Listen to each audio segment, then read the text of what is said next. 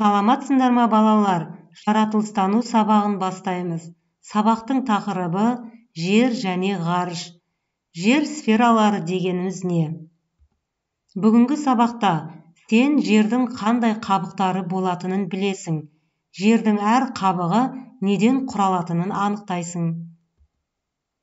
Сабақта қолданылатын тірек сөздер: сфера, биосфера, литосфера, гидросфера және атмосфера.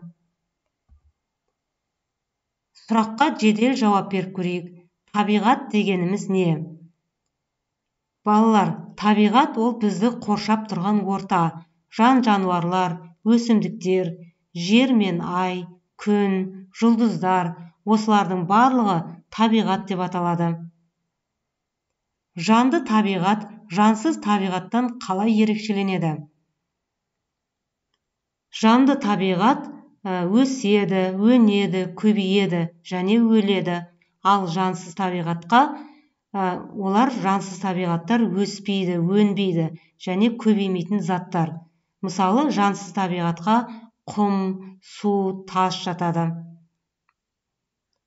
Сендер қандай өсімдіктерді білесіңдер? Өсімдіктердің біз балалар үш тобымен танысқанбыз. Өсімдіктер ағаштар, бұталар, шөптекті өсімдіктер болып табылады. Ал жануарлар 6 топқа бөлінеді. Сүтқоректілер, бунақденелілер, құстар, бауырымен жорғалаушылар, балықтар және қосмекенділер болып бөлінеді. Балалар, сендер өсімдіктерді қандай түрлерін білесіңдер?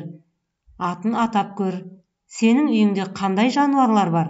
Сұрақтарға жауап беріп көр. Жер қабықтары. Жердің 4 қабығы бар. Оларды сфералар деп атайды. Жер қабықтары қайда орналасады деп ойлайсың? Ол туралы жауапты сабақ барысында айтатын боламыз. Есіңде сақта, жердің 4 қабығы бар. Литосфера, гидросфера, атмосфера және биосфера. Қай жерде орналасқан? Жоғарыда айтып өткендей, біздің ғаламшарымыз 4 қабықпен қапталған. Атмосфера бұл ауа қабығы. Ол ғаламшарымызды айнала қоршап тұр. Мысалы, атмосферада күн, бұлт орналасады. Литосфера жердің қатты қабығы. Ол жерді тұтас қаптап жатыр. Оған тау, дала, шөл, мұхит пен теңіз түбі жатады. Гидросфера жердің су қабығы. Ол мұхит пен теңіз, өзен мен көл суларынан тұрады. Ал биосфера өсімдіктер, құстар, аңдар, бунақденелілер, су қойма жануарлары, сондай-ақ адамзат тіршілік ететін жер қабығы биосфера деп аталады. Олай болса, экрандағы суретке қарап, қай жерде орналасқанын өзің анықтап көр. Негеш пен Эврика модель жасады. Жердің әр қабығын қалай белгілеуге болады? Олай болса, мозаика әдісі бойынша пазлдарды құрастырып көрейік. Лито ол тас. Яғни литосфера ол жердің қатты қабығы, оған тас жатады. Гидросфера жердің су қабығы. Яғни гидроны су деген пазлмен біріктіреміз. Биосфера ол өсімдіктер, құстар, аңдар, бунақденелілер, адамдар тіршілік ететін жер қабығы. Сондықтан да оны тіршілік деген пазлмен біріктіреміз. Атмосфера. Оған бу жатады.